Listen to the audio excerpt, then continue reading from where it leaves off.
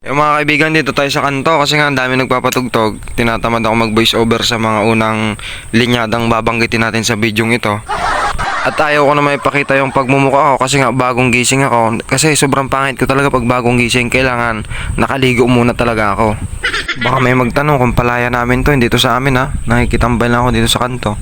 Bale, first lap na nung banded natin ngayon. 188 Santa Rosa, Laguna. Let's go. Tapos may abangan tayong tatlo. Puerto Galera, estimated 116 kilometers training lang. At may dumating na mga kaibigan, hindi ko na malayan, si Renato, galing Puerto Galera. 7:52, napakabilis nito mga kaibigan. Hindi na tayo nagpuling mga kaibigan, alam naman natin na matutulin talaga yung mga kalaban. At ilang araw pa lang nawawala si Karma, lumalandi na agad si Algerta. Malaking kaguluhan ito mga kaibigan, kapag nakapagpauwi tayo ng Santa Rosa, ayari sila kay Karma. Relax na si Renato mga kaibigan, no? Uy! Si Gabon at Dilubyo, wala pa rin hanggang ngayon. 40 minutes ng pagitan. Bad trip. Ba't yun?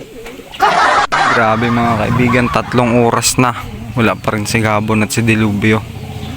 Yung land training natin ng 116 kilometers. Disgrasya na yun. Si Renato na lang natira. Tayo dyan. At napatakbo ako ng bigla mga kaibigan kasi may dumating na checkered. Akala ko si Karma na, yung pala yung nestmate niya si Dilubyo. Sobrang late na mga kaibigan, pero papalag pa rin natin yan. Ganun talaga ang buhay. At etong si Dilubyo mga kaibigan, binabalaan ko na rin kayo. Huwag niyong uulihin kapag tumukod. Kasi pag hinuli niyo yan, mapupuno ng Dilubyo yung buhay ninyo. Pero hindi yan magpapahuli ng buhay mga kaibigan. Biruin nyo, 116 kilometers, 3 oras at kalahati. Umuwi pa rin. At eto mga kaibigan, sa pangalawang pagkakataon, nakapag-clock ulit tayo ng Santa Rosa, Laguna. Halong kaba, saya, at pagdadalamhati ng buong sambayan ng Pilipino ang nararamdaman ko dyan. Kaya laking pasalamat ko kay Karma. Ang nakapag-clock ko ng Santa Rosa dati, si Pupa lang. Tapos pangalawa pa lang siya sa history ng aklat ng sibig at kultura. Nakakagulat mga kaibigan, sobrang saya talaga. Speed niya, 961 pa.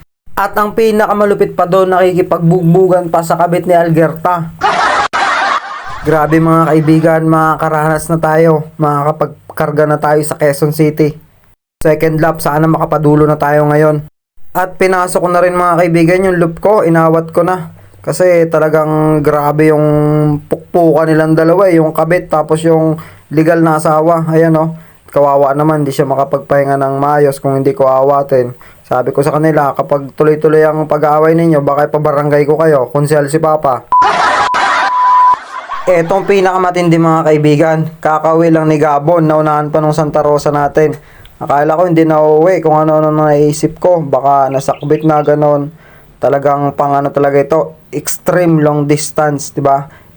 Sinasanay niya na yung sarili niya sa napakalayong liparan. Abangan nyo to mga kaibigan, pati si Renato at Dilubyo, kapag tinawid na silang tatlo.